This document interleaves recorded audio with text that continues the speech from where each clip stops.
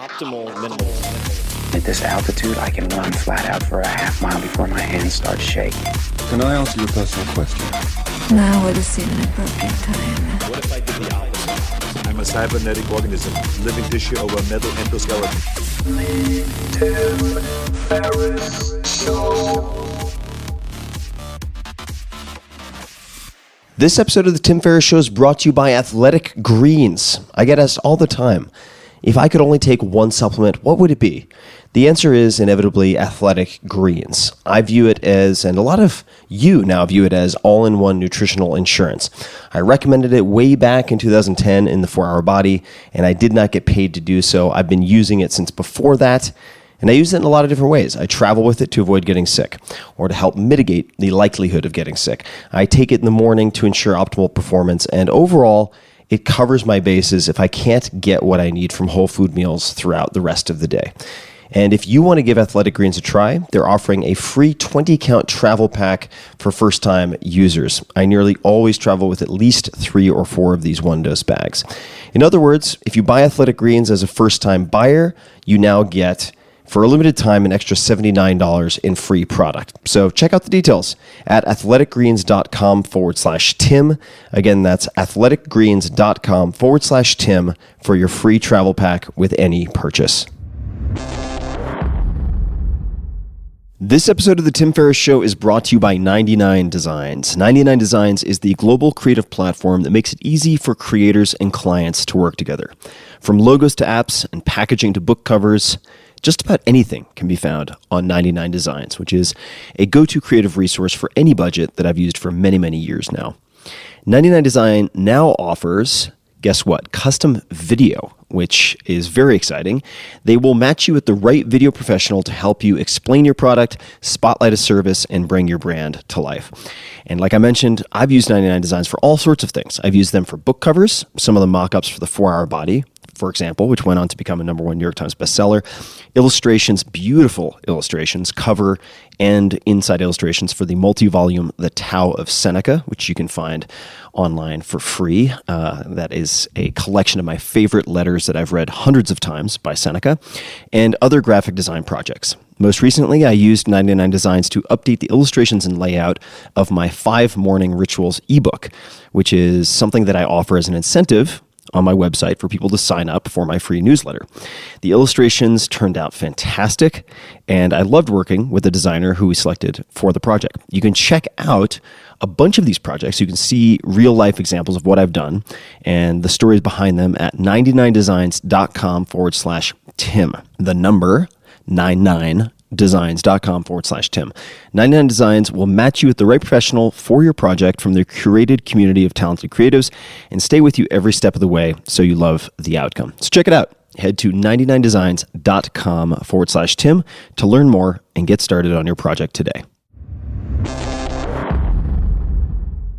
Well, hello, boys and girls. This is Tim Ferriss, and welcome to another episode of The Tim Ferriss Show, where it is my job each episode to deconstruct a world-class performer or someone who knows a hell of a lot about their chosen subject. And we talk about, most often, habits, routines, and so on. This episode's going to be a little bit different and features one of my favorite writers, Michael Pollan. But before we get to that, and this episode was recorded live at the South by Southwest Festival in Austin, Texas, I want to mention a big announcement. And it relates to the most compelling documentary I've seen in the last year. It's called Trip of Compassion. I first saw Trip of Compassion, which you can learn more about at tim.blog/trip. I'll mention that again. But I first watched Trip of Compassion about 6 months ago, when I was sent a link to a private video. This documentary affected me so deeply and immediately that I flew overseas to meet the filmmakers and offered to help them launch the film digitally worldwide, which I did about a week ago. And you can see it at tim.blog/trip. Everything I'm doing for this film is 100% pro bono, and all proceeds go to the filmmakers. So why would I do that? I'll give you a hint, and it'll come in the form of a quote from an actual patient who's in the film. Here it is. Quote, "I felt like I went through 15 years of psychological therapy in one night," end quote. Trip of Compassion documents one very unusual approach to healing trauma that might astonish you. And if you watch this movie, just watch the trailer for a few minutes and you'll believe me. An innovative treatment involving the psychoactive drug MDMA, which is most commonly known as, or thought of as, ecstasy. And as you will see firsthand in this footage, if the therapy is well designed, true rebirth, and I don't use that lightly, and transformation can happen in a matter of weeks, not years, not decades. So if you've ever felt held back, defective in some way, or felt that you're not living up to your full potential, this film is an incredible dose of hope. I highly, highly recommend watching it and sharing it if you end up believing in it, because I do think it's extremely important. And it features real footage of patient sessions, which is very, very hard to do in the US. So this is a unique, one-of-a-kind film. Take a look at the trailer at the very least. Go to tim.blog/trip to take a short look at Trip of Compassion. I promise you will not be disappointed. Just fasten your seatbelt beforehand because it is fucking intense. All right, there you have it. Without further ado, here we go with Michael Pollan. Thank you all for coming. Good afternoon. And we're going to settle in for a long spring nap. Hopefully not a nap, but we have 90 minutes. If you have to leave early, that's totally fine. Just try to make sure that the doors in the back are closed so we don't have too much noise. I am thrilled to be here on stage with Michael Pollan. Michael, the cross-pollinator, as a friend of mine referenced him as being, at Michael Pollan on Twitter, if you want to say hello, is the author of 7 books prior to the one we'll be discussing quite a bit, including Cooked, Food Rules, In Defense of Food, The Omnivore's Dilemma, one of my favorites, and The Botany of Desire, all of which were New York Times bestsellers. So he's a career underachiever. A longtime contributor to the New York Times Magazine. He also teaches writing at Harvard and the University of California, Berkeley, where he is the John S. and James L. Knight Professor of Science Journalism, classes I've always personally wanted to take, alas. I have to stick to my tropes.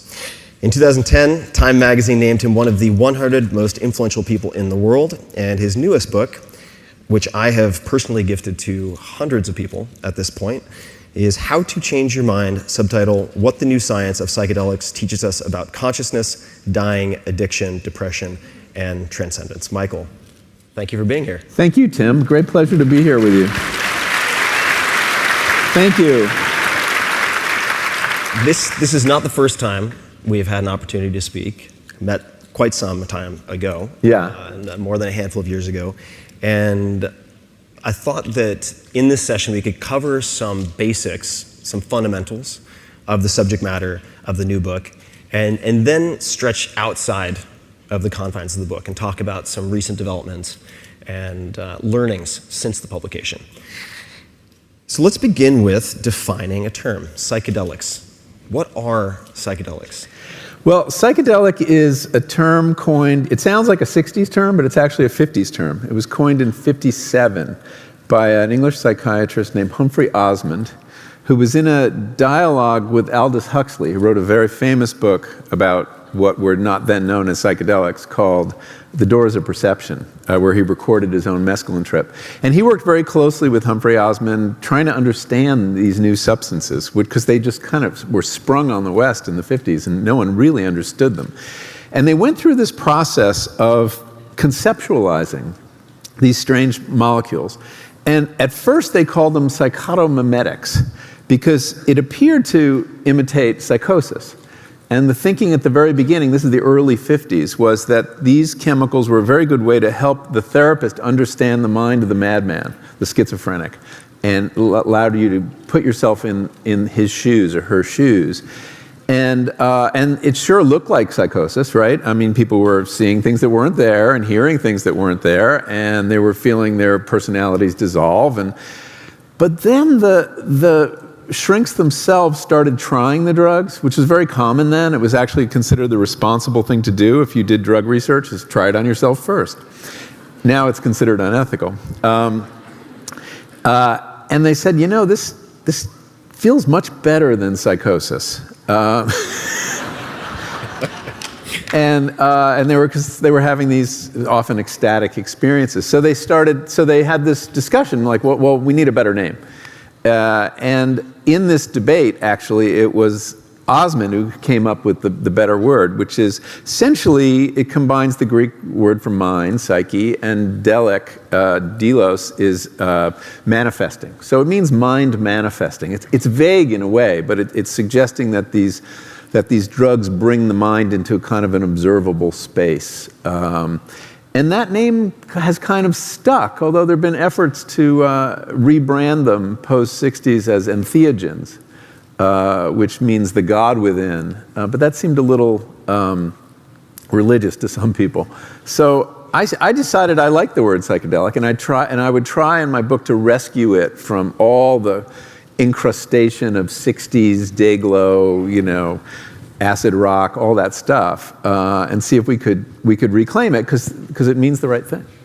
Why are so many people saying and writing that there is a renaissance in this field? Because a renaissance, rebirth, implies that there was a death somewhere along the line. Or a dark age. Or a dark age. Yeah.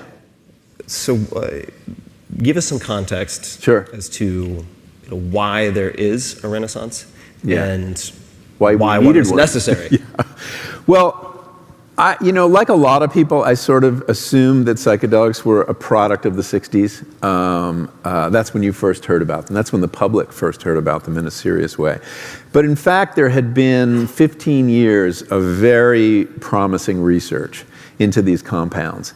That was being done in Europe, in America, at 5 or 6 different centers. And they were using the drugs for various indications, such as addiction, depression, to relieve the anxiety of people who are dying of cancer, all the things they're being used for now, in fact. And they were getting some very good results. It's true that the standards for scientific drug research then were very different. The double-blind, placebo-controlled trial didn't exist till 1962, really. So they may not be to our standards, but it was a very promising period of research.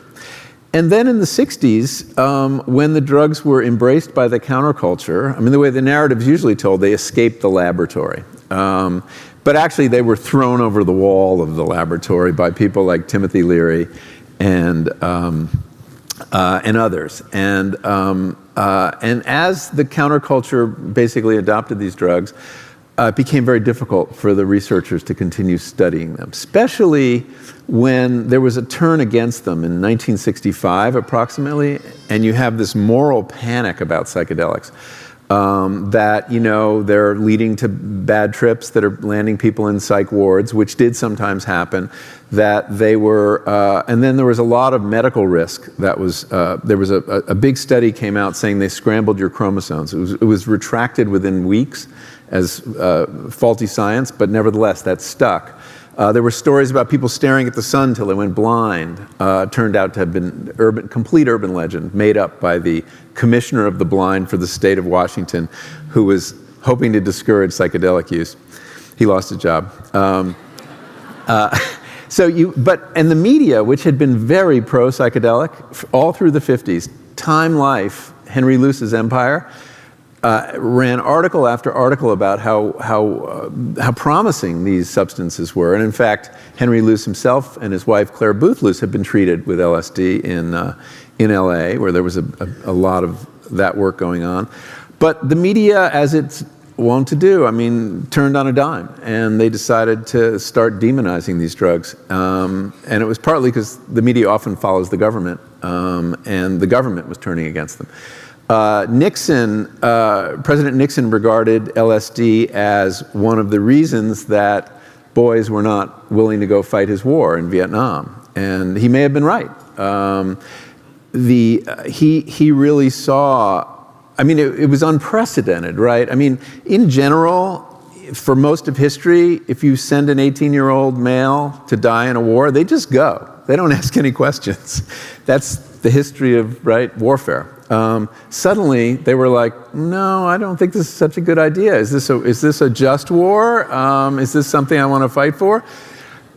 And LSD, which encourages people to question all sorts of frameworks in their life, may have contributed to that. Certainly, President Nixon thought so, and he started the drug war, trying to basically remove the chemical infrastructure of the counterculture. And the drugs were also contributing. Look, there are a lot of very positive things happened around psychedelics in the 60s, and it's very easy to fall into the trap of everything that happened was really bad. Lots of very valuable experiences were had. Great art and music was made, which owes to psychedelics. But it was a very threatening drug. And the reason I think it was that it really did contribute to a generation gap. We had this unprecedented situation where the young had a rite of passage that the old didn't know anything about. That's very freaky. Usually in culture, rites of passage, whether you're talking about a bar mitzvah or a vision quest in Native American tradition, is a ordeal organized by the elders to bring the young into the adult community. Here, the young were organizing their own searing rite of passage, and it plopped them down in a country of the mind that adults couldn't recognize. And that was very threatening too. So with this moral panic about psychedelics, the research gradually grinds to a halt. And by the early 70s, there's only one place in America where anything is happening, and that's Spring Grove in Maryland. But the researchers just kind of backed off, the funding dried up, and the drugs, as a serious research project, disappeared. And this is unprecedented, right? I mean, to have a line of productive scientific inquiry stopped. The history of science doesn't have another example, except maybe Galileo. And if we look at the conditions for which some of these compounds were promising then, perhaps were promising for hundreds or thousands of years ago, since many of these have been consumed by, well, actually nearly every culture, some psychoactive or psychedelic has been consumed ritualistically. And then we flash forward to current day, and you have places like Johns Hopkins, you have NYU certainly, and many others who are doing research. What are these compounds good for? What are psychedelics? Well, where do they seem to show promise?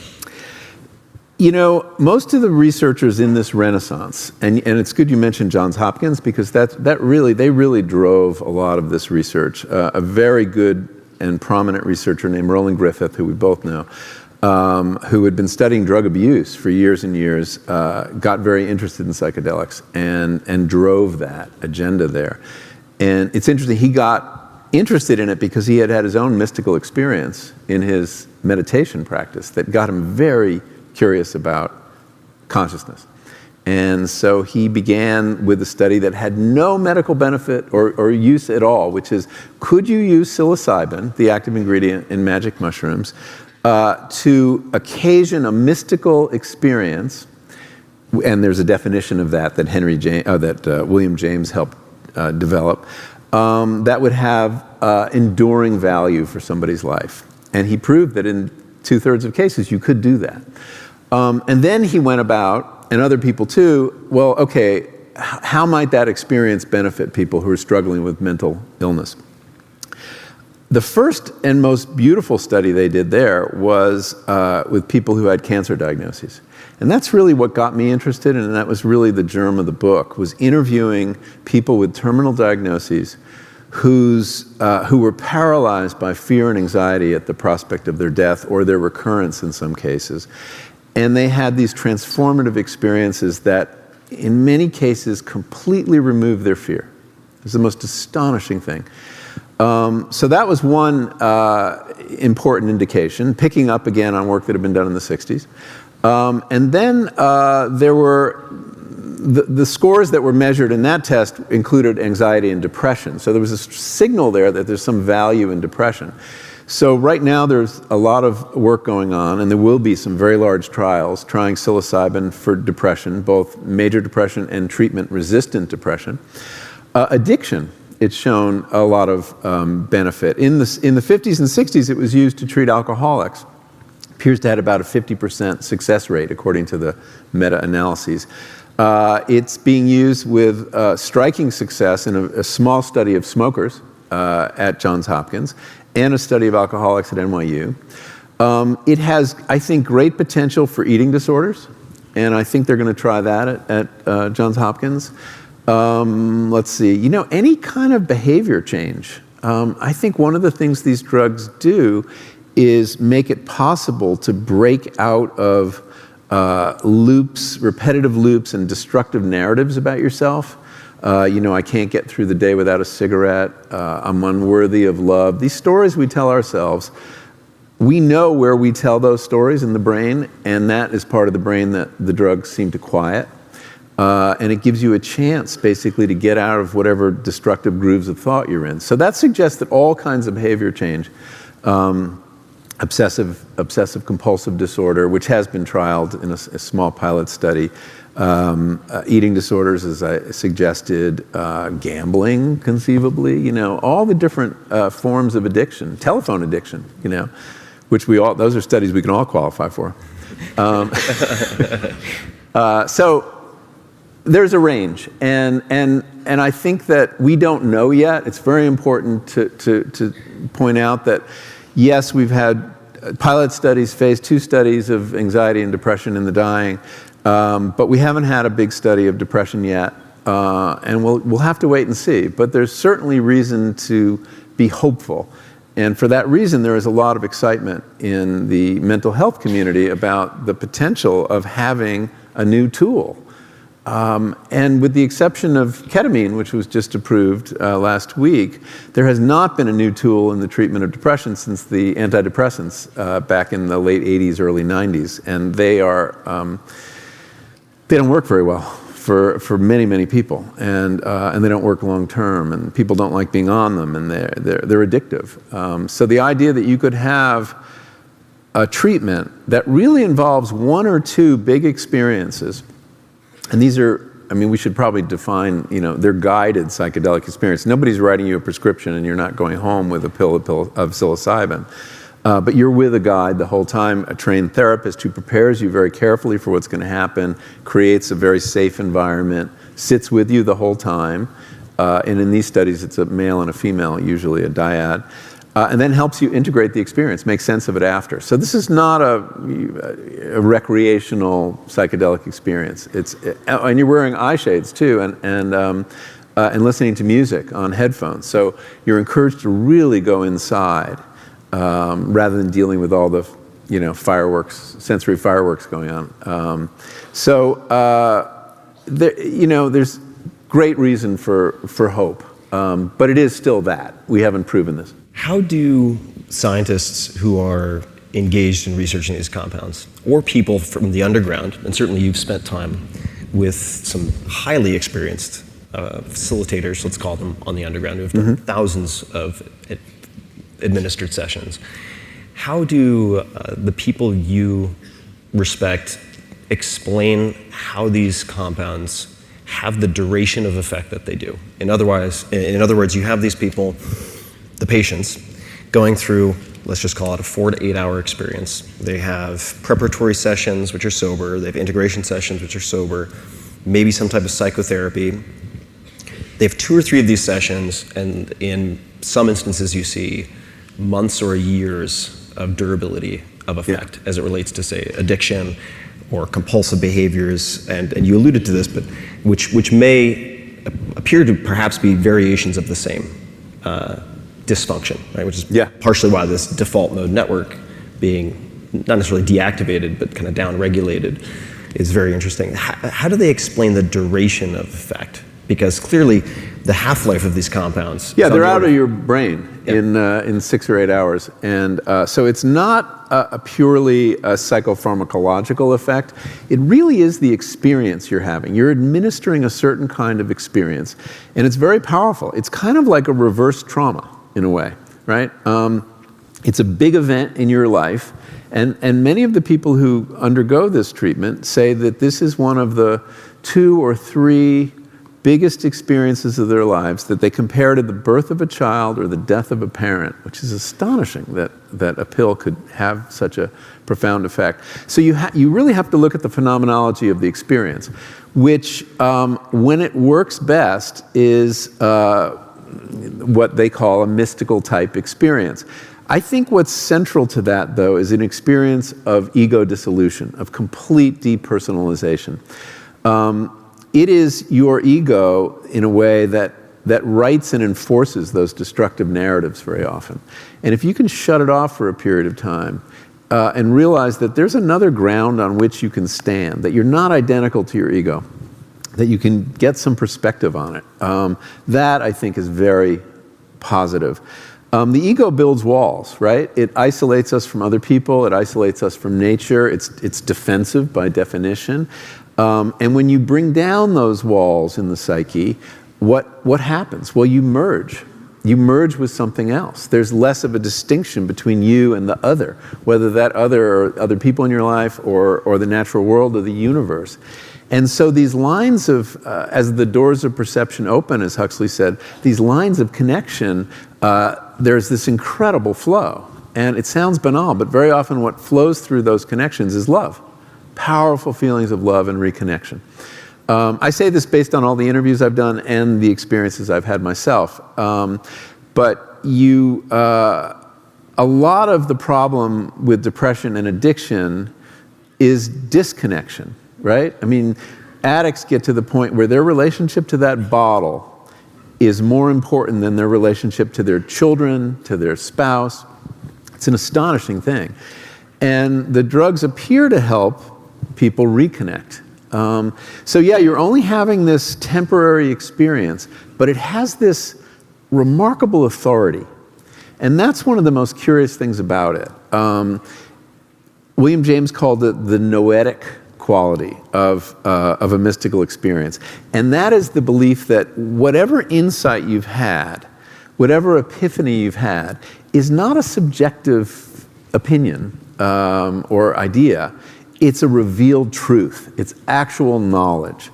And so I talk to these smokers, or ex-smokers now, and I would say, so how did this experience allow you to stop smoking? Just this one experience. This is a lifelong habit you've had.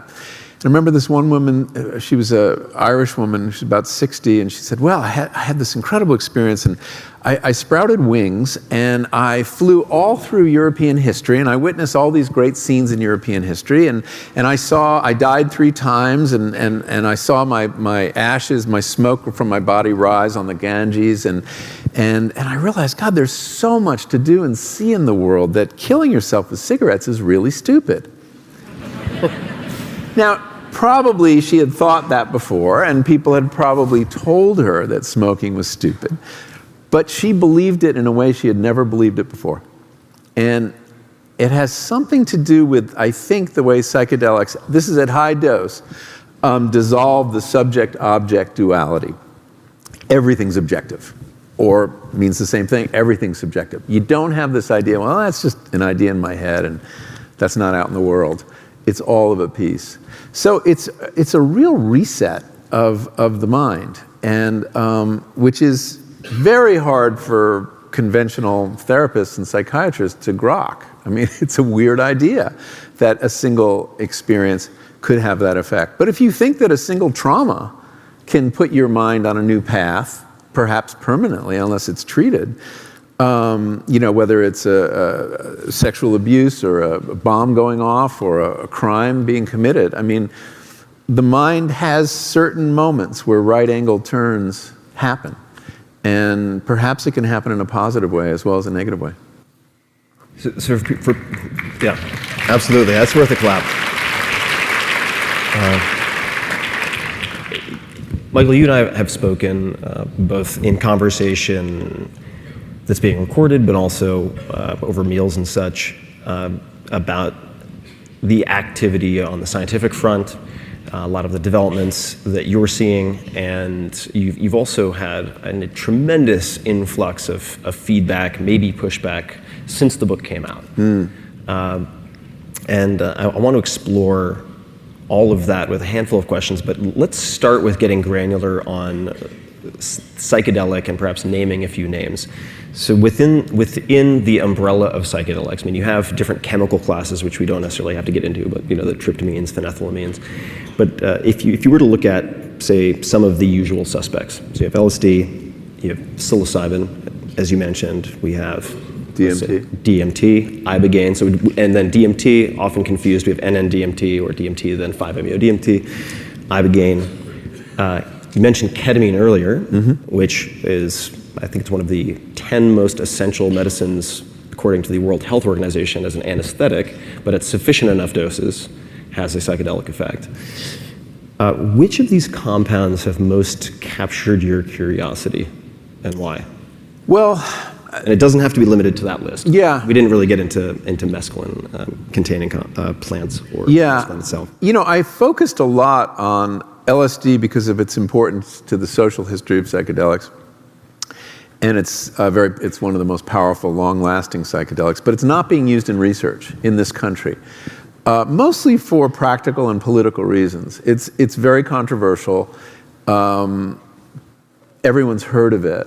So you're more likely to get some congressman standing up and saying, "We're funding LSD research," and you know what a scandal that is. Whereas that same congressman probably doesn't know what psilocybin is. Hard to pronounce, even. Exactly, hard to spell. The Brits and the Americans can't even agree on it. It's true. And then there's the practical benefit that psilocybin has a shorter half-life.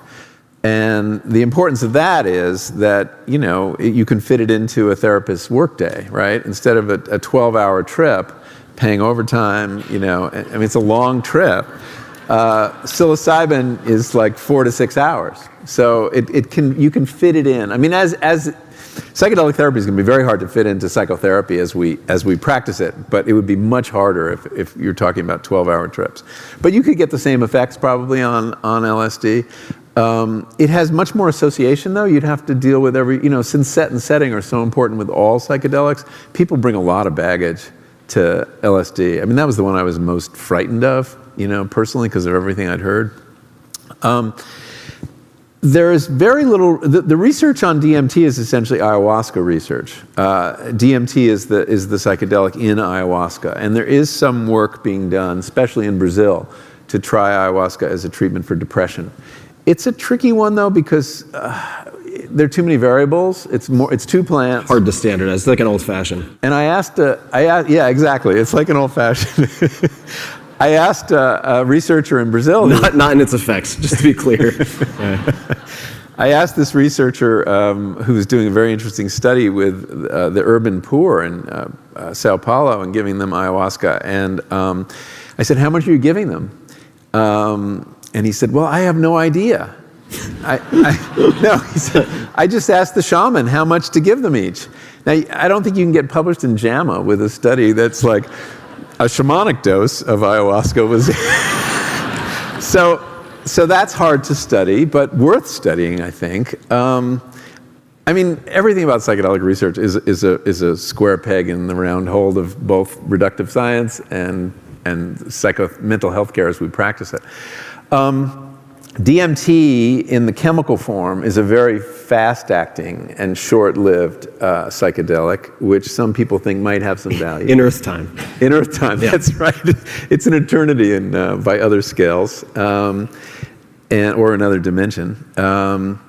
So to me, it looks like psilocybin has the best practical prospects, and people don't bring a lot of associations to it. It's not as controversial. And by practical, you mean within the scientific context? Yes. Research. Yeah, context. exactly. Yeah, and frankly, access to it. I mean, it's not hard to get access to. People can grow it themselves if they want. So yeah, I think it offers a lot of benefits. Speaking personally, because at least as I recall it, you did not set out to have a quarter or a third of your book comprised of personal experiences, but maybe it wasn't that high a percentage, but it's a decent chunk. Mm-hmm. Were there any particular experiences that have seemed to have a lasting effect on you personally? Yes. I had a series of experiences for the book, which I knew when I decided to write this book I had to do that for various reasons, that to describe the experience without having had it and just relying on interviews was not satisfying. This is what I do as a writer. I mean, when I wrote about the cattle industry, I bought a cow. And so this was my equivalent. I think my readers expect some first person, don't you? Buying the psychedelic cow. I can see the headline now. But I didn't expect to go quite as deep as I went. So I had an experience on LSD. I think that's a common statement. Yeah. I just had one drink. It was ayahuasca, yeah. A couple experiences on, that's right. A couple experiences on ayahuasca, a couple on psilocybin, and one that on 5-MeO-DMT, which was not a happy experience. It was a terrifying experience that I wouldn't wish on anyone. And that is not DMT. It's a different chemical. That it is the smoked venom of the Sonoran desert toad. How about a species that figures that out, huh? A hand for humanity. How did they figure that out? Yeah. Also figured out pretty recently, like in the last 50 years. That's right. It's not that new. This is not an ancient indigenous tradition. No. Squeezing toads onto like plexiglass to scrape off this. And Dr. Andrew Weil was involved in that discovery. So yeah, that was not, I mean, we can talk about that more later, but that was my introduction to a really bad trip. And I've been told since, in fact, at an event we were at together, that either I took way too much or not nearly enough. But what do you do with that information? I don't plan any further experiments. But you asked about lasting. Yeah, and if you're willing to share, like what effect did those experiences have with psilocybin and ayahuasca? So I had a high-dose psilocybin experience guided with someone that I really trusted, who created a very comfortable environment. I mean, safety is so important if you're going to allow your ego to get blasted to smithereens. You really have to feel safe. That's a dangerous thing to do psychologically. And she created an environment where that could happen, and to my amazement, did happen. So if I mean, I could recount it quickly. It was a trip that didn't begin very well. Her taste in music left a lot to be desired. She put on this new age music that I learned later was by an artist who I hope is not in the room, named Thierry David. I looked up later, he was thrice nominated for Best Chill/Groove Album. Only nominated. It sounded like electronic music, and one of the most amazing things about psychedelics is synesthesia. The fact that one sense gets cross-wired with another. So that with music, especially if you have eye shades on, you are projecting a concrete version. The music is generating landscape, place, emotion. It's just the most amazing thing. And every note was creating this black and white, computer-generated landscape that was, I'm not into video games. It's not where I wanted to be. And it went on and on and on. I subsequently learned why that happened. It turned out it wasn't electronic music, but my ear heard it that way. And that was that I had brought a computer into the treatment room to do a test, an experiment on myself. There's a famous test called the rotating mask or the mask illusion. You've probably seen it, maybe. But it's a mask, one of those dramatic masks, and it's hollow on one side and convex on the other, and it's on a turntable, and it turns. And as the convex part gives way to the back, to the concave part, it pops out and becomes convex again. Your mind refuses to see a face as hollowed out because it never has before. This is predictive coding. This is the predictive brain, which is to say we don't just take in information. We're actually having a controlled hallucination most of the time. We're projecting what we expect to see, and then we're letting reality correct it.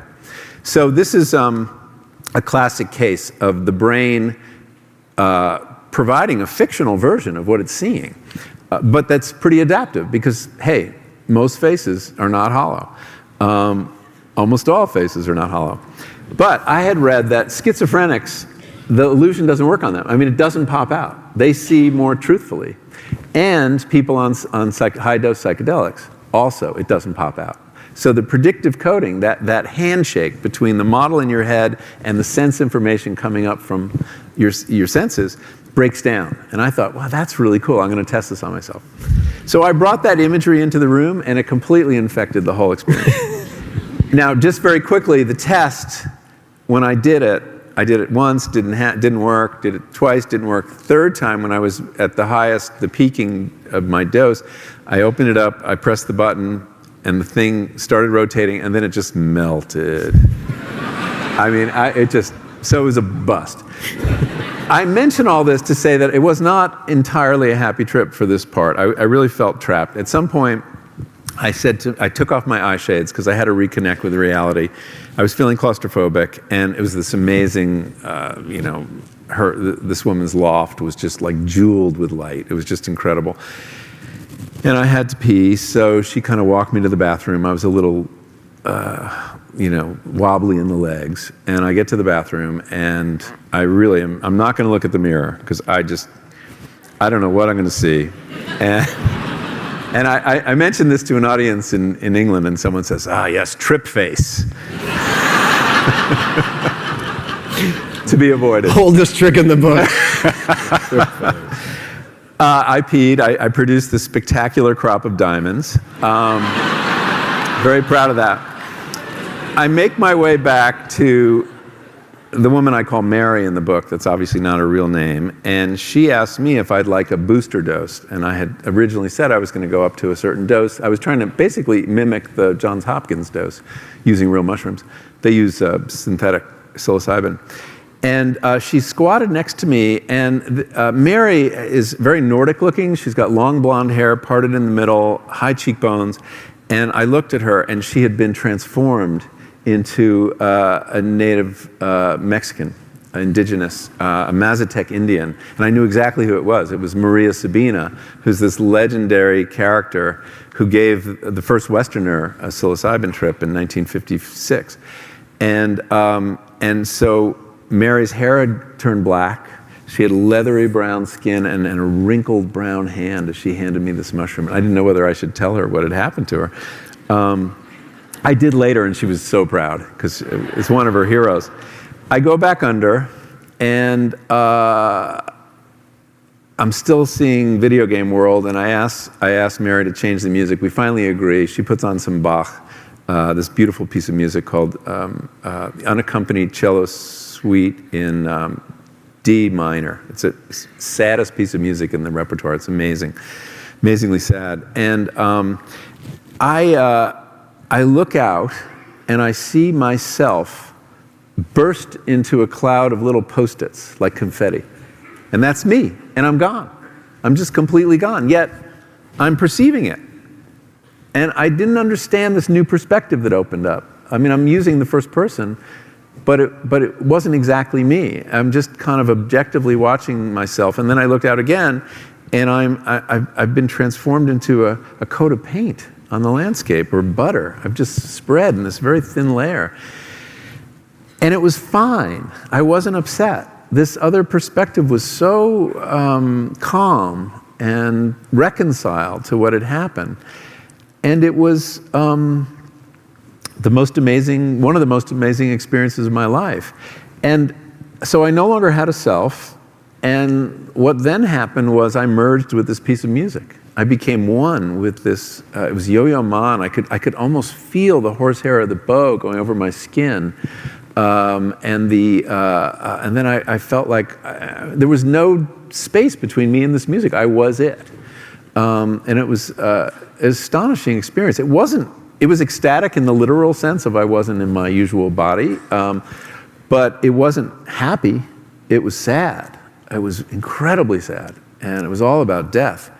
And but I was completely reconciled to it. And it was that moment that I understood what happened with the cancer patients, I think. That they had attained this consciousness, this perspective, where the loss of their bodies, the loss of their self, was the most natural thing in the world. It was a rehearsal of death, basically. And the calmness of this perspective basically told me that there was another ground on which to stand, that I'm not identical to my ego, that I can let my ego go and not be obliterated. And most of us, I think, assume we're identical to our ego, right? That chattering voice in our head that's, being self-critical or keeping your distance from things, protecting you.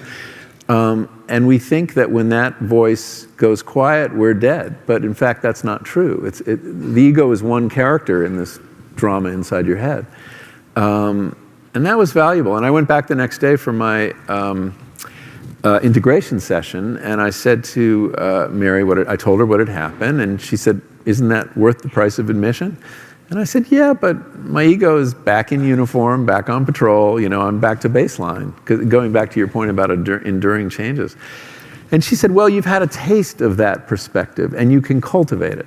And I asked her how, and she said through meditation. And there's a very organic passage from psychedelics to meditation. Most of the American Buddhists began with psychedelics, and psychedelics are not a practice, right? I mean, you can't do it every day. It's a very bad idea, and it probably wouldn't work. But meditation is a practice, and you can achieve some semblance of that ego-free consciousness through meditation. And indeed, I became a much better meditator after this experience. I sort of had a sense of the space I wanted to get to. I know we're not supposed to strive in our meditation, but we do. So that had an enduring effect. It also, I think, for me, changed my understanding of what is spirituality.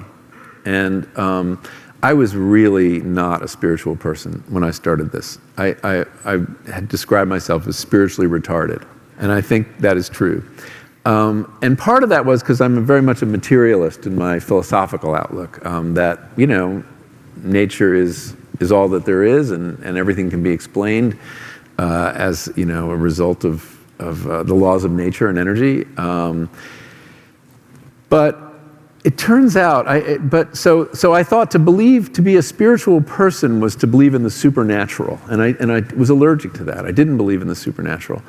But this experience, and especially the kind of merging that went on, made me realize that that's not the right duality. The opposite of spiritual is not material. The opposite of spiritual is egotistical. It is our ego that keeps us from the profound connections, whether with your loved ones, with humanity, with nature, with a piece of music. That's the wall.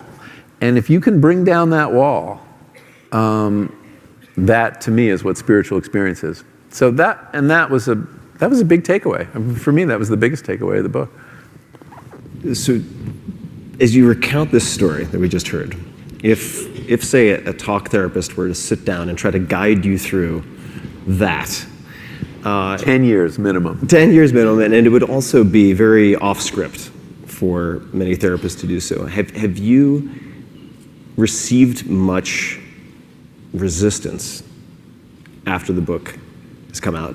And I should also say that if you were to read the trip reports or the summaries of subjects who go through this type of experience for smoking cessation and so on, they're going to have quite an interesting movie with parts that are sort of coherently related to the addiction perhaps, but a lot that aren't. No, that's right. Nonetheless, going in with that intention, and sure there's some selection bias, can have some really remarkable outcomes. What type of resistance, if any, have you run into? Like, which groups have been least receptive and which have been most receptive? Well, in general, I've had a lot less pushback than I expected from all quarters. I've been pleasantly surprised. I mean, I was worried about legal pushback. I'm talking about felonies. And I was worried that somebody might come after the guides that I work with, and that it would be ridiculed by the mental health establishment. But it wasn't, actually. There's a remarkable receptivity, as I said earlier, born of desperation, basically. Mental health care is really broken in this country, in the world. There is, if you compare mental health care to any other branch of medicine, cardiology, oncology, infectious disease, they've all made huge strides in the last 50 years. They've reduced suffering, they've prolonged life. Can you say that about mental health care? No. I mean, depression's getting worse, suicide is getting worse, addiction is getting much worse. And, mental health professionals are really at a loss. So, on the one side, you see openness to it, and I'm hearing. I get invited to speak at grand rounds in hospitals and psychiatry departments. I didn't expect that to happen, or address the American Psychological Association. Didn't expect that to happen. But there are kind of old line psychiatrists who have trouble processing the idea that psychological experience, not simply a neurochemical effect, can be therapeutic. There is a lot of reductive science, and they will tell you, no, depression, it's a neurochemical process. It can only be addressed at that level. And in the same way, psychiatry used to be about psychoanalysis, and the criticism was that it was brainless, right? It didn't take account of the brain as a physical organ. Well, now it's mindless. Yeah. Psychiatry is completely mindless. And there's not a lot of room for talking about experience and psychological experience. So I have heard from people who just cannot figure out why this would help anyone with depression in particular. Now, it may not work on all types of depression, it's true. Some may be more neurochemical than others. And the depression of someone with cancer is a special case, right? I mean, that's an event in their life that has given them very good reason to be depressed. They may not be lifelong depressives. So those are all active questions. And then there are the psychiatrists, some of whom have written to me, or spoken about what I've said, what I just told you about. And many psychiatrists, if they heard the story I just told you about that trip, would say that I had a psychotic episode, right? I had depersonalization. I was seeing things that weren't there. I was looking at this blonde woman and she turned into an Indian. I was crazy. I mean, and by their diagnostic criteria, I guess I was. So I just think that's, a limit of that framework. But I think it'll change. I definitely think it'll change. But in general, I think that's been the exception. I'm really amazed at how many medical schools and departments, that this is very much, if you go to any psychiatry department around the country right now, they're talking about psychedelics. Could we study this? How could this work? How can we use our training to interpret this event? It is true what you said earlier, though, about, well, what about in talk therapy? Could I get to this point? And I would say probably. I mean, if I had the patience for it and the money for it. But it would take me at least 10 years to get that kind of perspective on my ego, which is what you work on in talk therapy very often, I think. But I got there in an afternoon, and that's pretty astonishing. Yeah, it's remarkable. And I want to come back to something that I think you said in passing, which related to sort of explaining how these compounds do what they do. And that a lack of ability or tools to explain the mechanism of action does not mean that the mechanisms are unexplainable or supernatural. And I'd be curious if you've had any conversations with what people might consider hard scientists, physicists, people along those lines. How do they respond to this conversation or these experiences? I think it's important to know that we do a lot of psychiatric and psychological treatments, and we have no fucking idea how they work. Don't let any doctor tell you that they know how SSRIs work. They don't really know. You think it elevates serotonin? There's no evidence that it actually elevates serotonin. Yep. It changes what happens at that little juncture. And the pharmacopoeia is full of chemicals that seem to have some effect on psychosis, on whatever they're trying to treat, but no one really can explain, because our understanding of the brain is really primitive, much more so than I realized when I started this process. So a lot of what we say about mechanism is hard. We don't really know exactly how a psychedelic drug, we know it binds to the serotonin to a receptor, and then seriously, and then you start seeing things, but that cascade of effects. Result. Ellipsis. Then they use terms like that, and then there are a cascade of effects leading to synesthesia and hallucination and things like that. But we don't know. It may be that it alters the pattern of waves. I mean, your brain, we're learning now, only recently, that communicates not just through chemistry, but there's a wave action too that seems to organize brain activity. And there was a study just came out 2 weeks ago that was the most astonishing thing, where they sliced a hippocampus, the memory center, in half, created a gap, And they found that one set of neurons on one side of the gap nevertheless was able to interact with ones on the other without direct contact. What the hell is that? Maybe it's this wave action. Maybe there are other levels of communication going on in the brain that we don't know about yet. So it's really important to be humble in anything we say about the brain. The best model, though, with all that, by way of warning, is this idea of the default mode network. And one of the really striking findings when they began imaging the brains of people on psychedelics, both LSD and psilocybin, and this happened in England first, Robin Carhart-Harris lab at Imperial College, the expectation was that they'd see lots of activity everywhere because it's a pretty lively mental experience. Yeah, right. But they were very surprised to see that one particular brain network called the default mode network, which I'd never heard of, was suppressed in its activity. Less blood flow, less energy going to it. And that was curious. And then, so then what is the default mode network? Well, Maurice Rakel, a neuroscientist at Washington University, discovered it about 20 years ago. It's a tightly linked set of structures in the midline that connects the cortex, which is the evolutionarily most recent part of the brain, executive function, consciousness supposedly, to older, deeper areas of memory and emotion. And it's kind of a traffic cop for the whole brain, but it's intimately involved with ego function.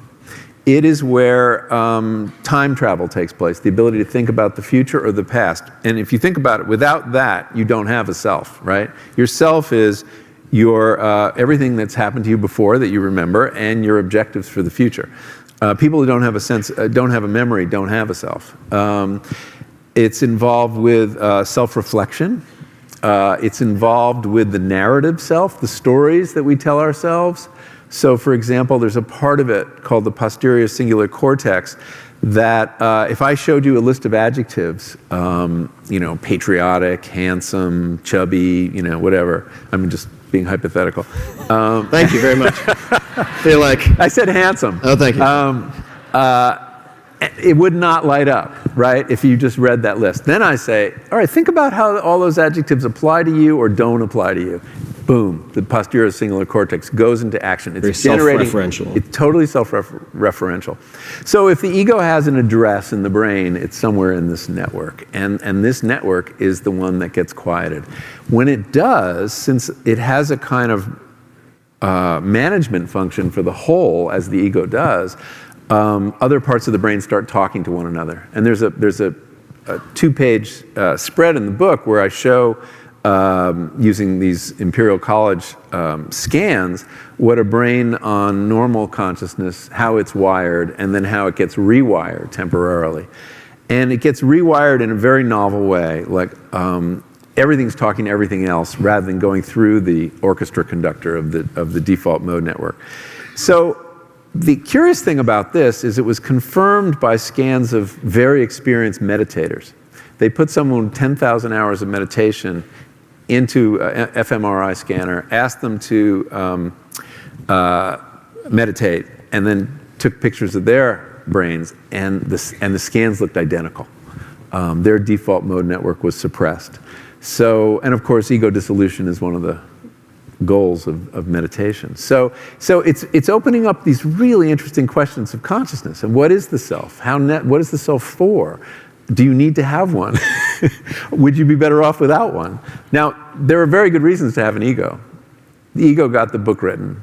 The ego does all sorts of good stuff. On the other hand, an overactive ego is a tyrant. Mm-hmm. And if you look at the availability of the type of experience that you described, and we could get into the science, and I think we might get into more of it. And for people who are interested, I'd certainly recommend there are many talks out there, including Roland Griffith's TED Med talk. Or anything by Robin Carhart-Harris, who's really been the most interesting theoretician of what's going on in the brain with psychedelics. Yeah, has a great paper called The Entropic Brain. The Entropic Brain is a fantastic paper. I had to read it 6 times, but it's a fantastic paper. It's dense, fantastic and dense.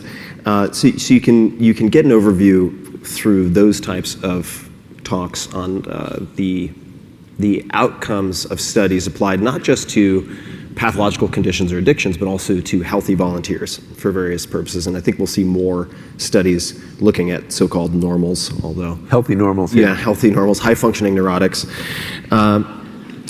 What I'd love to talk about is the bottlenecks, the things that are currently preventing wider access. And it seems to me, at least one of them is a scarcity of funding. If you look at the field as a whole, we're dealing with mostly Schedule I drugs. Some people would call them narcotics, although we could certainly disagree. Well, they're not addictive. Yeah. So that's part of the problem with that designation. But what is the path forward then? Because there's a lot to learn from underground practitioners, but they're underground because the activities are illegal. Yeah. And there's a tremendous wealth of knowledge, but to translate that into sort of national or international level access for people with PTSD, treatment-resistant depression, there seem to be pieces of the puzzle that are missing. So what would you like to see, or if that's too personal, what might happen over the next handful of years, and what are the risk factors that could set us back for wider access? I'm glad you mentioned risk, because it's very important we talk about risk. So we're on a path right now toward basically going through the standard FDA new drug approval process. And that's and that's 3 phases. There's this phase 1, which is kind of a pilot study, very small numbers, open label, in other words, no placebo. And then there's a more ambitious placebo-controlled trial, phase 2, and then a much bigger version of the same thing. And if you get over those hurdles and you show that the drugs are both safe and effective, the FDA will approve it as a medicine. And believe it or not, we're not that far away from that happening. It could happen in 5 years. For MDMA and psilocybin? Yes, for MDMA. MDMA is actually a little further ahead. They're already in phase 3. This is ecstasy, being used to treat trauma especially. The challenge is, and the FDA has been remarkably supportive. In fact, it's granted breakthrough therapy status to both psilocybin and MDMA, which means that they actively help the researchers design trials that will quickly move these drugs to approval. This is quite astonishing. This has all happened in the last year. The challenge is they're expensive to do, these studies. They cost millions of dollars, and the government will not fund this for 2 reasons. One is it's still controversial.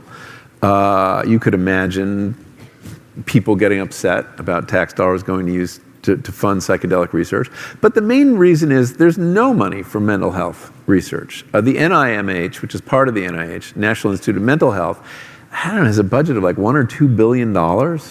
That's it. So there's not a lot of money to play with.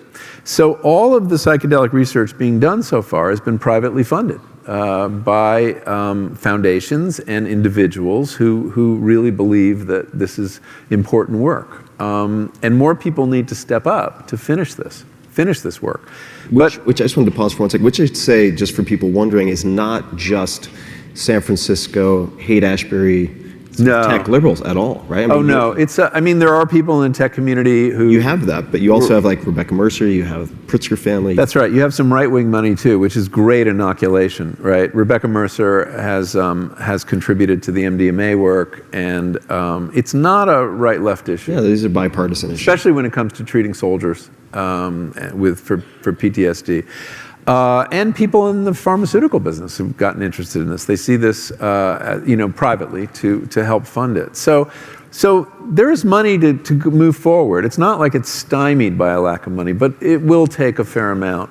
And then there's the whole issue of how do you incorporate it into mental health care as we practice it? I mean, think about, what's the business model? It's really hard to figure out. The pharmaceutical industry is not interested in a drug you only take once. They make money. They won't even research antibiotics anymore because you only take them for 5 days. They only do drugs that you take every day for the rest of your life. That's where the money is. So they're not going to put a lot of money into it. And then look at the therapist community. Their business model depends on you coming back every week for years and years and years. So they're not going to love this. And it takes a very heavy intervention for that short amount of time, right? You've got we talked about the preparation session, the guiding, 2 guides. It's a lot of labor for over a short amount of time. So exactly how, and it's also just unconventional in that, as we said earlier, you're not simply prescribing a drug, you're prescribing an experience. And it's not simply psychedelic therapy, it's psychedelic-assisted psychotherapy. You need both, it's a package. It doesn't work without, you need both elements. So that's gonna be hard for the mental health community to get their head around. And I think we'll figure it out, but it's a whole new structure, it's a whole new paradigm, and so that may take a little while. The risks, though, you asked about that. I do worry that there could be another backlash. Right now, the press on psychedelics is very positive, as it was pre-1965 and all through the 50s. You don't read a lot of negative stories about it, but it could happen. The risk of, I think, sexual abuse in that therapeutic setting is real.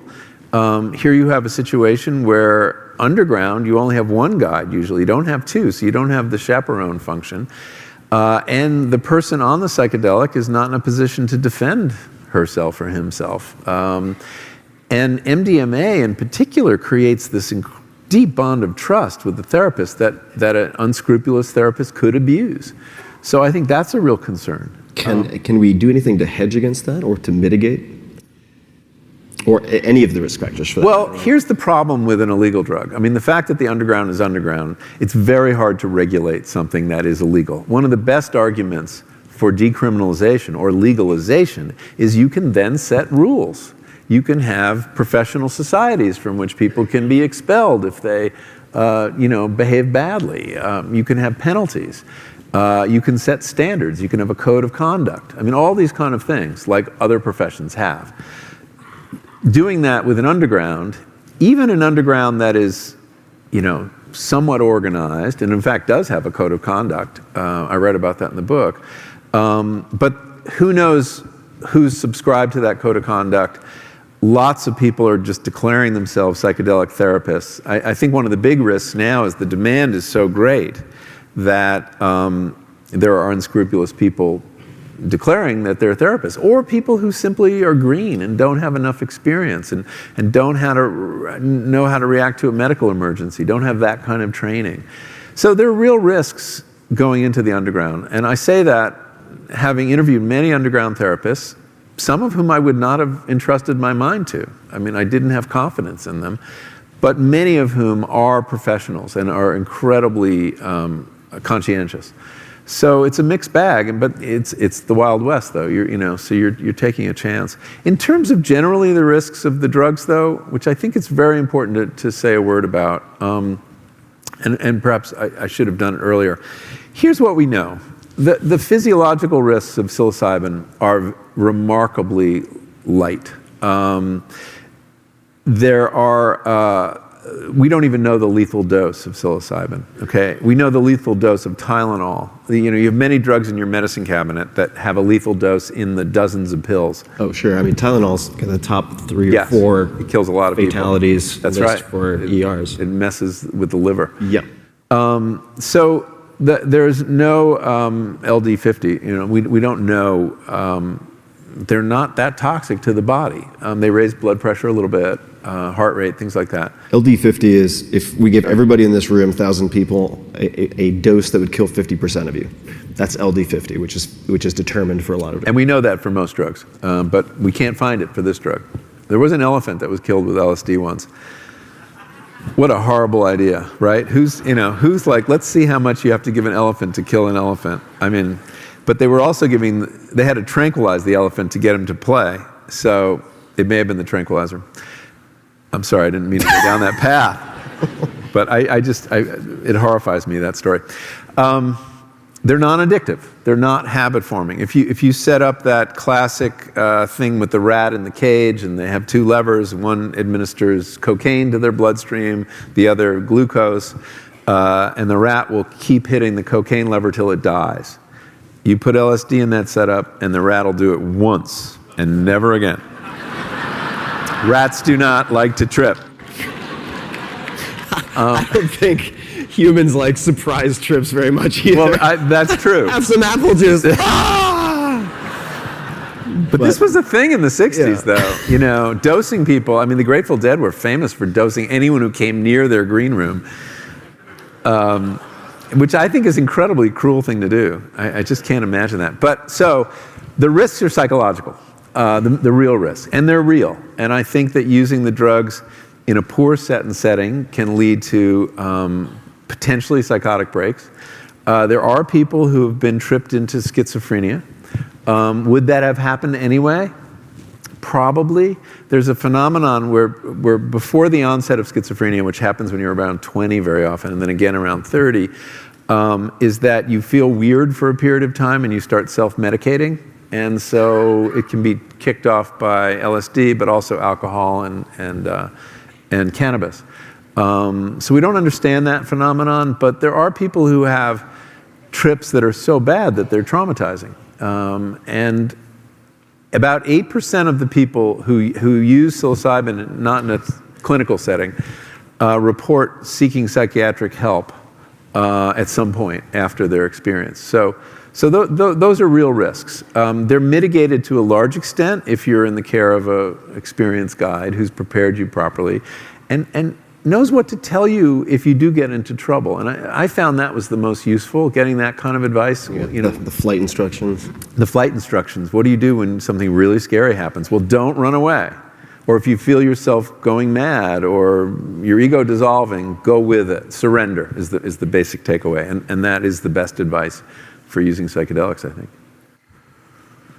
What do you hope to see, or what are the most exciting things that are happening right now or that have been happening since the book came out? Or is there anything that comes to mind that is particularly interesting or exciting to you? Well, I think the mainstreaming of this as a subject, that it's a subject people can talk about. People are coming out of the closet and talking about their psychedelic experiences. I've had many conversations with psychiatrists and even some celebrities that they feel safe talking about it now. And I think that's great, because the more this is closeted, and the more stigma attaches for that reason. So I think people speaking frankly about their experiences is a very positive thing. Telling stories and kind of demystifying it by talk. I think that's very encouraging. I'm very encouraged to see some very mainstream psychiatry departments, medical schools, places like Yale, Columbia, wanting to conduct psychedelic research. Roland Griffith took a huge chance, and Steve Ross at NYU when they started doing this, and they got a lot of shit from their bureaucracies. And now these universities proudly boast about the psychedelic research going on their premises. When Steve Ross started studying cancer patients at NYU, the oncologist would not give them patients. He said, "I don't want you near our patients. You're giving crack to our cancer patients." And it was only the nurses that would tell people about the study. And now he's been invited into the cancer center to set up a treatment room. So that's very exciting. I'm very heartened by that. I think one of the best indications is people who have not just cancer, but life-changing diagnoses. People who have just learned that they have Alzheimer's. People who learn they have ALS. People who've learned they have Parkinson's. They go through a very difficult psychological passage. And that I think that these medicines could help people in all those areas. I do worry that we're putting all our chips on the square marked depression, and there's a lot of resources going to treating depression. And I don't want to leave behind these other things. Addiction, I think, is very important, and cancer. We have so little to offer the terminal cancer patient, and this seems to, it's really proven itself more in that case, I think, than anything else. And we talked about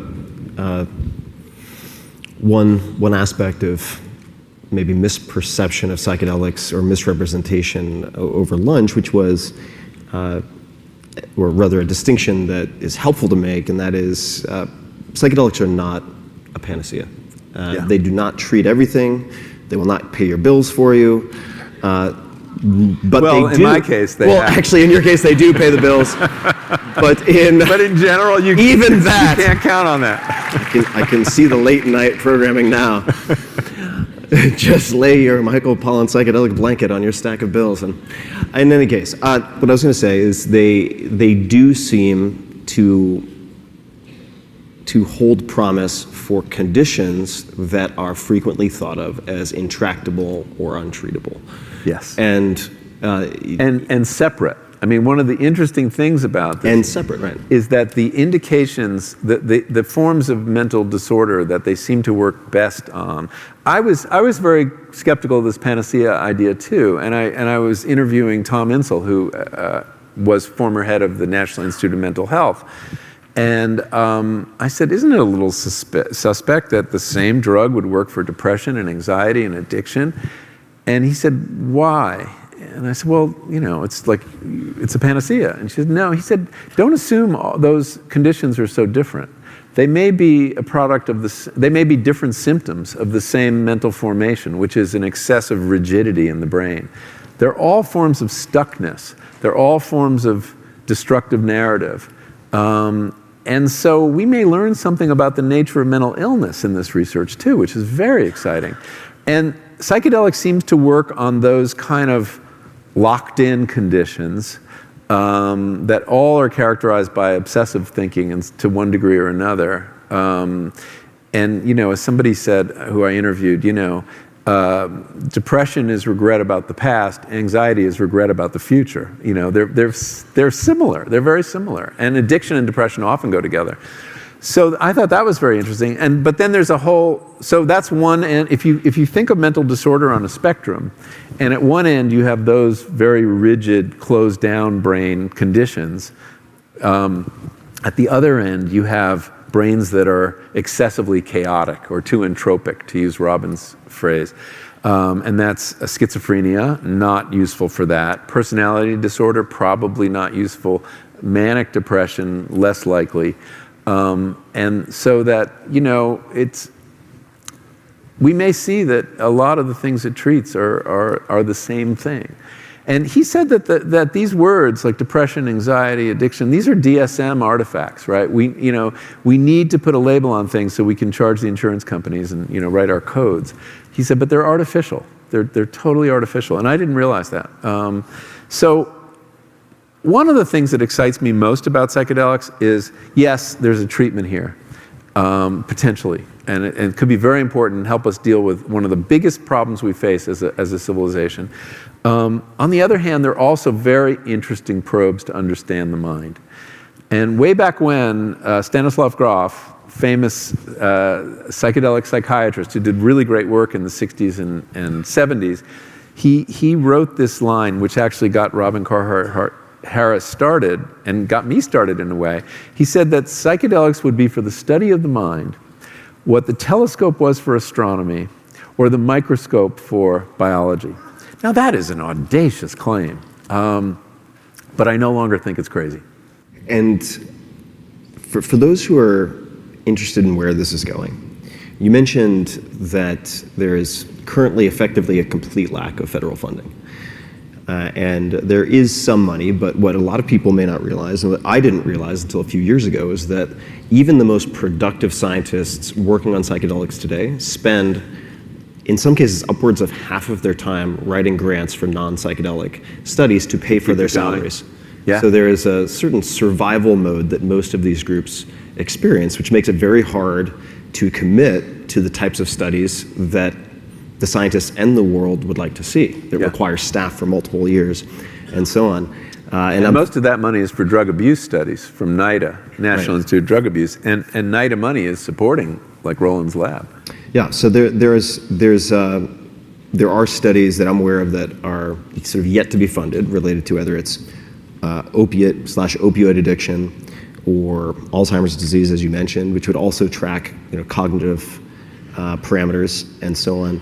If someone in the audience is interested in trying to facilitate this type of research, better understanding of these compounds that then lead to better understanding of the mind, including the pathologies, how would you think about selecting the higher leverage places to invest your own time or money?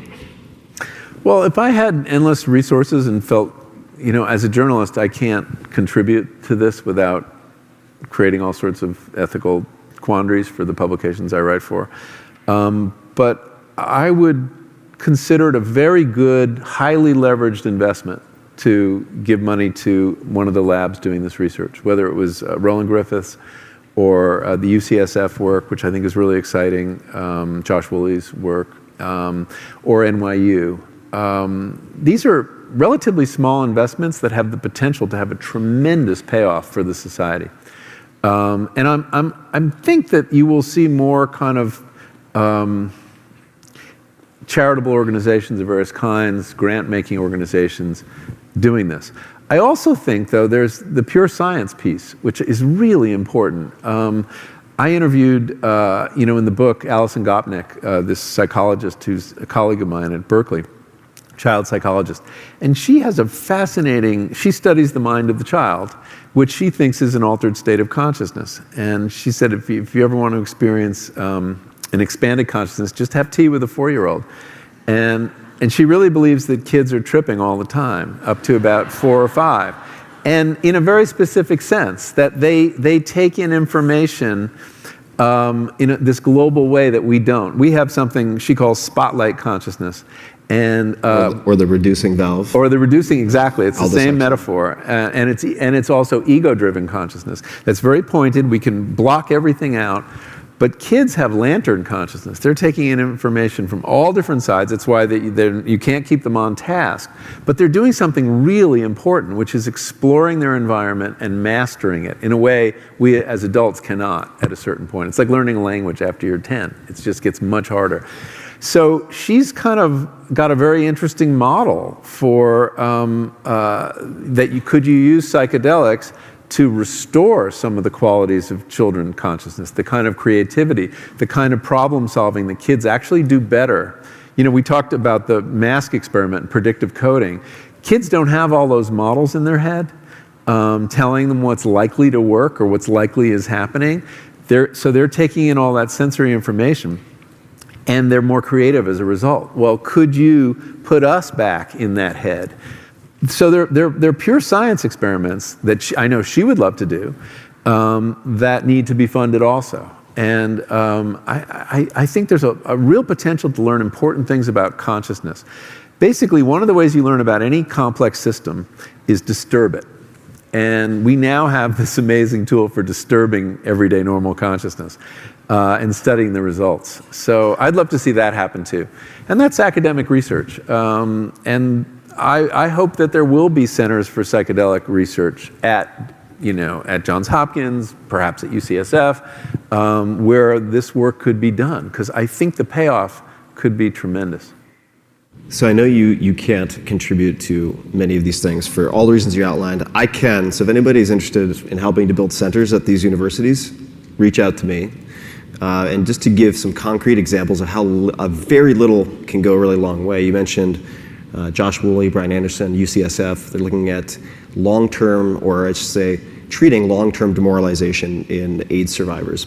And they're doing some things that are very innovative in a research setting, like group integration, which could transcend that study to apply to a lot of other things. And to get that off the ground, I was involved with that, it was a meaningful contribution to commit 10 to 25K. Yeah. That is enough rocket fuel, along with a few other people, to get it off the ground as a pilot study. This is really could have very significant implications and open the door for lots of other studies with larger amounts of funding later. Yeah. And if you're looking for the larger, let's say, more involved longitudinal studies with, we were just talking about this at lunch, say opiate addiction. So my best friend growing up died of fentanyl overdose. My aunt died of a Percocet alcohol combination a number of months ago. This is the scale of this problem and the suffering is 70,000 people last year died of opiate, which is overdose. comparable to what? Well, 50,000 people died in the entire Vietnam War. Yeah. Okay. This is, just to give you an idea. It's mind-boggling. Right. So to begin to chip away at that in a leveraged way, then you're talking about millions, but it's not 100 million. Right. it's like 2 to 4 million.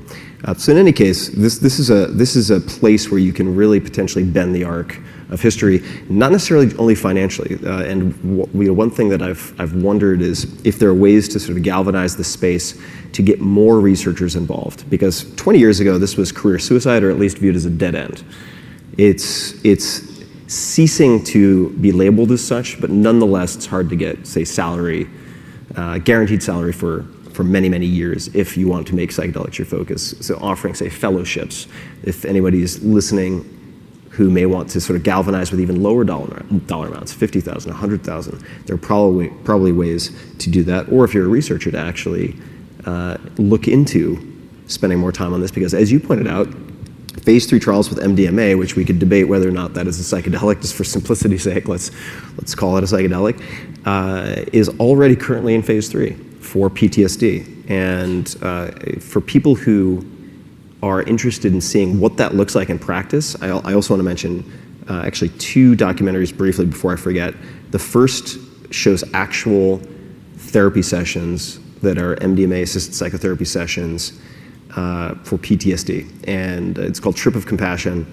And I ended up just helping the filmmakers who are based in Israel to launch this digitally literally yesterday. So it's now available for people who want to watch that. I don't make a cent. I'm doing it all pro bono. Fantastic Fungi, which should be coming out shortly, in which you make a cameo, covers a lot of the not only the incredible complexity and beauty and mystery of fungi and mycelium, but also the work done at places like Johns Hopkins and NYU. So if you want to really have a visceral response to seeing what this can do, and to see cancer patients with terminal diagnoses and hear their stories, these 2 documentaries are really, really worth the time. For people who are curious about learning more, you mentioned, of course, your book. I mean, as I stated at the very beginning, How to Change Your Mind, I've gifted to literally hundreds of people. That, I think, is a tremendous resource for a historical overview and a scientific primer along with your personal stories. And I think walking that, sort of threading that into a narrative is extremely difficult. So I want to applaud you again for putting the book together. What other resources would you encourage people to perhaps take a look at? Well, I do think there's great value in looking at some of these documentaries that are out and coming out, just to hear the voices of the people whose lives have been transformed, the people who are really in trouble. And so I found looking at that, those accounts, reading those accounts when I had the opportunity, because all the volunteers write up a narrative of their experience. That was something. I think, as I mentioned earlier, Robin Carhart Harris is, if you're interested in the neuroscience piece, that's where I would look at some of his papers, which are quite striking. He's the rare scientist in that he's doing therapeutic work, clinical work, he's doing theoretical work, and he's doing brain imaging. I mean, it's very rare you get one scientist doing all those things. Another place to contribute, though, is MAPS, which is they're focused on MDMA work right now, but they have Rick Doblin, the head of MAPS, has really driven this renaissance, and he deserves a lot of credit. In 1985, when he was graduating from college, he wanted to be a psychedelic therapist, and he said, "I've got to change the laws in this country in order to be a psychedelic therapist." And he's been knocking his head against this wall since 1985, and it's finally yielding. And that's an amazing story. So they need money, too, to conduct this MDMA work. And there's another nonprofit called the Hefter Institute that's funding a lot of the more speculative psilocybin work. And that's also worth looking at. Other things to read. It's, one of the experiences I had working on this book was, wow, I have all this space to myself. Why aren't there 20 books on this topic? I didn't understand it. So there are not a lot of books. There's a good book on MDMA therapy called, for some stupid reason, Acid Test, because it has nothing to do with LSD, but it's a very good book by a man named Tom Schroeder, a Washington Post reporter. So if you're interested in the trauma MDMA side, that's the book. It covers a lot of the work with veterans as well. Yeah, it's really good. There'll be more. There's going to be a lot more things. If you were trying to give guidelines to people who are going to ask, and I'm sure have asked you, how do I find a guide? Which is a tricky question to answer. I mean, one, which is also tricky for me to answer, I get asked this constantly. One of the recommendations I've made is read some of the books that maps.org publishes, like The Secret Chief, Yeah. about Leo Zeff, who is a stellar guide, or I think it's Healing Journey or The Healing Journey by Claudio Naranja from Chile. Yeah. So that you understand what a good guide looks like. And then you at least have some litmus test by which you can discard the people who don't qualify. Yeah. I would add to that James Fadiman's book, The Psychedelic Explorer's Guide, which actually has very good advice for people who want a guide or are shopping for a guide. And he's a psychologist who was very involved in the research in the 60s and 70s. And you know, the code of conduct for guides is reprinted in that, and he has a lot of instructions, so that's useful. Look, it's one of the most striking things. We were talking at lunch, and you know, what is it like being the psychedelic guy after having been the food guy? And I have to say, the food guy was a lot easier. You know, they sent over a nice extra dessert when you went to a good restaurant sometimes, and there were perks like that. Here, it is an unrelenting stream of emails, phone calls, and letters from people who are really suffering, who have a suicidal son or an alcoholic mother, who are really at the end of their rope, and they think that this holds out hope. Perhaps the last hope in many cases for people with cancer. And I haven't been able to make any referrals. I mean, it wouldn't be smart, especially for the guides themselves. Because if I introduce somebody to a guide, they're assuming this person is vetted, but of course the person isn't vetted. And at some point, the law enforcement may decide to bring down a guide to set an example. So I can't do that. But a practical strategy is go find a ketamine therapist. And there are legal ketamine clinics now all over the country. And if the ketamine therapist doesn't think you're right for ketamine, that actually you have trauma, not depression, or you have addiction, not depression, they're often in a position to make a referral. There's some overlap in those communities. So that's my inside tip. But it's just too big a responsibility to introduce someone to an underground therapist. Things can go wrong. It is underground. So you have to be very careful. And interview whoever, if you're actually doing this, interview several people. It's like choosing a shrink. You'll know when someone has the right head for you and that you have a bond with. And if you have any doubts, stay away. Yeah. When in doubt, decline. Yes. And there are other. But you can volunteer for these above ground trials, by the way. There are waiting lists at all these places. And if you go on the website at Johns Hopkins, Roland Griffith's lab, or NYU, they're listing what they're studying or about to study, and maybe you'll get lucky and there's a big, healthy, normal study. Which does happen, actually. I have a few friends who have become subjects, sometimes for compounds that are not as friendly as psilocybin. In any case, this has been a wide-ranging, very fun conversation for me. I'm personally very fascinated and dedicated to this space because I've received a lot of the letters that you've received thematically. I have friends, say, in law enforcement, in military, or even, say, who are commercial pilots who say, I am not allowed to have mental illness. That's right. And they are depressed or they're suicidal, and they do not want to run through insurance, and they feel trapped. So systemically, there are things that need to change. And I think that you're a part of changing the national conversation, as you mentioned, just as one example by the types of organizations that are now inviting you to speak. And for that, I thank you. Do you have any closing comments, requests, asks, anything of the audience before we wrap up? I mostly want to thank you. It's a pleasure to have a conversation with someone who knows as much about this as I do. You're really in deep, and I applaud you, and you're making a positive contribution to this work.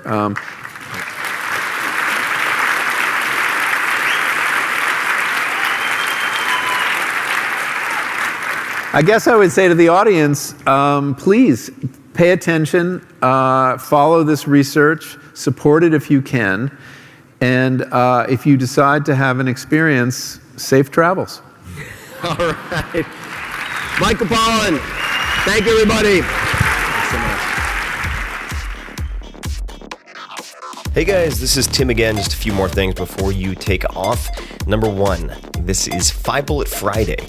Do you want to get a short email from me? Would you enjoy getting a short email from me every Friday that provides a little morsel of fun before the weekend? And 5 Bullet Friday is a very short email where I share the coolest things I've found or that I've been pondering over the week. That could include favorite new albums that I've discovered. It could include gizmos and gadgets and all sorts of weird shit that I've somehow dug up in the world of the esoteric as I do. It could include favorite articles that I've read and that I've shared with my close friends, for instance. And it's very short. It's just a little tiny bite of goodness before you head off for the weekend. So if you want to receive that, check it out. Just go to 4hourworkweek.com. That's 4hourworkweek.com, all spelled out, and just drop in your email and you will get the very next one. And if you sign up, I hope you enjoy it. This episode of The Tim Ferriss Show is brought to you by 99 Designs. 99 Designs is the global creative platform that makes it easy for creators and clients to work together. From logos to apps and packaging to book covers, just about anything can be found on 99 Designs, which is a go-to creative resource for any budget that I've used for many, many years now. 99 Design now offers, guess what, custom video, which is very exciting. They will match you with the right video professional to help you explain your product, spotlight a service, and bring your brand to life. And like I mentioned, I've used 99 Designs for all sorts of things. I've used them for book covers, some of the mock-ups for the 4-Hour Body, for example, which went on to become a #1 New York Times bestseller. Illustrations, beautiful illustrations, cover and inside illustrations for the multi-volume The Tao of Seneca, which you can find online for free. That is a collection of my favorite letters that I've read hundreds of times by Seneca, and other graphic design projects. Most recently, I used 99 Designs to update the illustrations and layout of my 5 Morning Rituals ebook, which is something that I offer as an incentive on my website for people to sign up for my free newsletter. The illustrations turned out fantastic, and I loved working with the designer who we selected for the project. You can check out a bunch of these projects. You can see real-life examples of what I've done and the stories behind them at 99designs.com/Tim. The number 99designs.com/Tim. 99 Designs will match you with the right professional for your project from their curated community of talented creatives and stay with you every step of the way so you love the outcome. So check it out. Head to 99designs.com/Tim to learn more and get started on your project today. This episode of The Tim Ferriss Show is brought to you by Athletic Greens. I get asked all the time, if I could only take one supplement, what would it be? The answer is inevitably Athletic Greens. I view it as, and a lot of you now view it as, all-in-one nutritional insurance. I recommended it way back in 2010 in the 4-Hour Body, and I did not get paid to do so. I've been using it since before that, and I use it in a lot of different ways. I travel with it to avoid getting sick, or to help mitigate the likelihood of getting sick. I take it in the morning to ensure optimal performance, and overall, it covers my bases if I can't get what I need from whole food meals throughout the rest of the day. And if you want to give Athletic Greens a try, they're offering a free 20-count travel pack for first-time users. I nearly always travel with at least 3 or 4 of these one-dose bags. In other words, if you buy Athletic Greens as a first-time buyer, you now get, for a limited time, an extra $79 in free product. So check out the details at athleticgreens.com/Tim. Again, that's athleticgreens.com/Tim for your free travel pack with any purchase.